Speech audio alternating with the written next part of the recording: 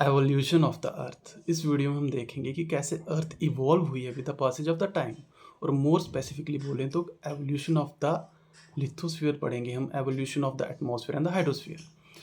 तो अर्थ की बात करें, जो आज की प्रेजेंट डे अर्थ है, ये क्वाइट डिफरेंट है from the earth at the beginning. Starting में अर्थ क्या थी? एक हॉट रॉकी ऑब्जेक्ट थी, और जो कि बेरन थी, जिसके ऊपर कोई प्लांट्स, ग्रासेस, नथिंग, कुछ भी एग्जिस्ट नहीं करता था, और उसके ऊपर एक थिन एटमॉस्फेयर रहता था हाइड्रोजन और हीलियम का।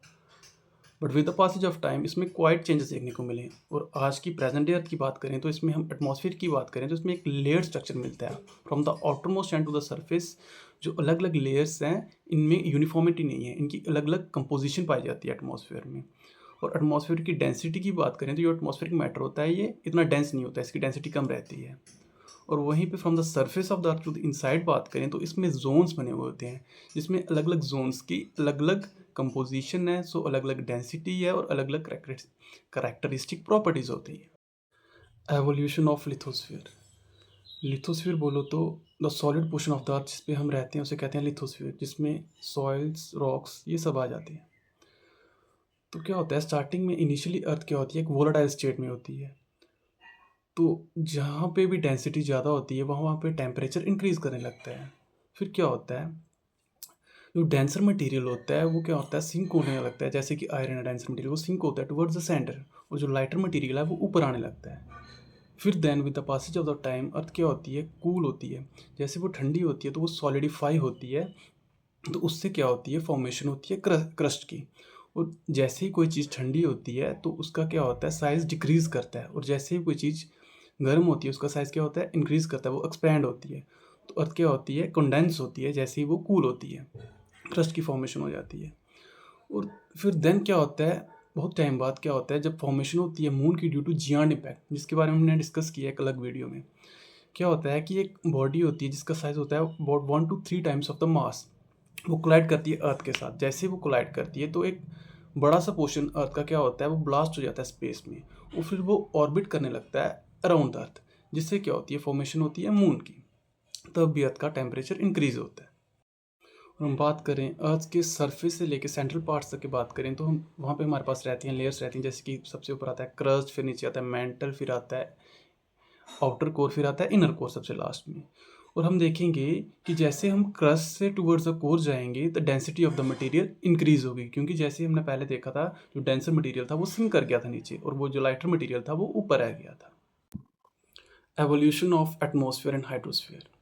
एवोल्यूशन से हमारा मतलब होता है कि कैसे with the passage of the time चीज़ों में चेंजेस एंड डेवलपमेंट देखने को मिलते हैं। तो अर्थ के एटमॉस्फेयर की बात करें तो स्टार्टिंग में यहाँ पे गैसेस रहती थी, हाइड्रोजन एंड हीलियम। और आज के प्रेजेंट डे की बात करें तो हमारे पास गैसेस रहती हैं मेजोरिटी में नाइट्रोजन एंड ऑक्सीजन। सो अर्थ के एटमॉस्फेयर की एवोल्यूशन को समझने के लिए हम देखें तो इसमें बेसिकली 3 स्टेप्स रहते हैं। नंबर 1 क्या है, जो लॉस होता है प्राइमोडियल गैसेस का, मीन्स वो गैसेस जो कि बिगनिंग में प्रेजेंट थी। एंड नंबर 2 क्या होता है, जो हॉट इंटीरियर होता है अर्थ का, वो हेल्प करता है in the evolution of the atmosphere.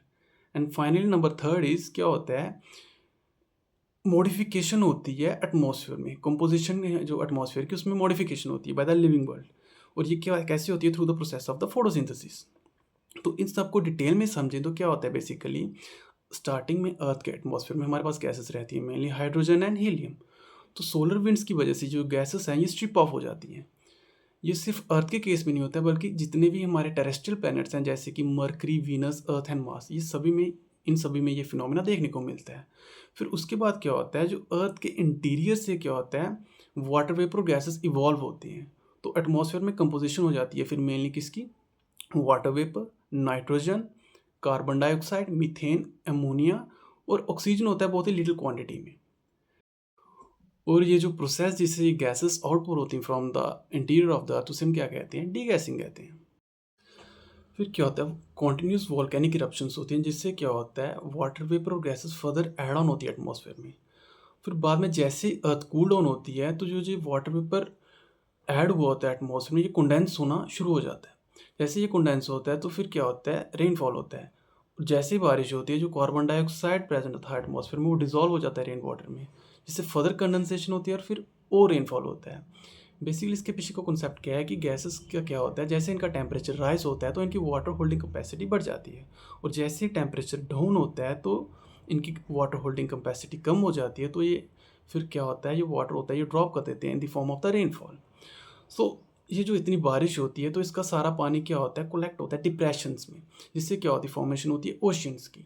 तो बेसिकली अर्थ के फॉर्मेशन के बाद कोई उसके अर्थ के फॉर्मेशन के 500 मिलियन ईयर्स आफ्टर क्या होता है, ओशंस की फॉर्मेशन हो जाती है। So from the present scenario हम देखें तो आज से 4000 मिलियन ईयर्स अगो हमारे ओशंस फॉर्म हो गए थे, और आज से 2500 to 3000 million years ago life evolve होना शुरू हुई थी। तो सबसे पहले जो लाइफ है वो इवॉल्व होती है ओशंस में, और काफ़ी लंबे समय तक जो लाइफ है वो कन्फाइंड रहती है ओशंस तक की। तो जैसे वहाँ पे लाइफ एग्जिस्ट करती है ओशंस में, तो वो क्या होता है, वहाँ पे फोटोसिंथेसिस का प्रोसेस होता है, जिससे क्या होता है, ओशंस कंट्रीब्यूट करते हैं to the formation of the oxygen. फिर क्या होता है, with the passage of the time एक समय ऐसा आता है कि जो ऑक्सीजन, जो हमारे ओशंस होते हैं, ये सैचुरेट हो जाते हैं ऑक्सीजन से।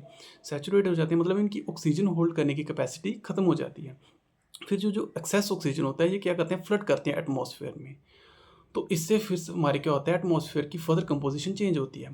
पहले हमारे पास लिमिटेड ऑक्सीजन था, अब हमारे पास ऑक्सीजन थोड़ा अबंडेंट में आ जाता है। तो आज की डेट में हम बात करें तो हमारे पास मेजोरिटी में क्या रहता है, गैसेस रहती है नाइट्रोजन एंड ऑक्सीजन। नाइट्रोजन है अबाउट 78% एंड ऑक्सीजन की क्वांटिटी रहती है अबाउट 21%। ऐसे ऐसे हमारे एटमॉस्फेयर में चेंजेस होते हैं। पहले सबसे पहले गैसेस थी हाइड्रोजन एंड हीलियम, फिर उसके बाद water vapour, nitrogen, methane, ammonia and little quantity में ऑक्सीजन आया। फर्दर चेंजेस हुए, अब हमारे पास में मेजॉरिटी में nitrogen and oxygen. Thank you.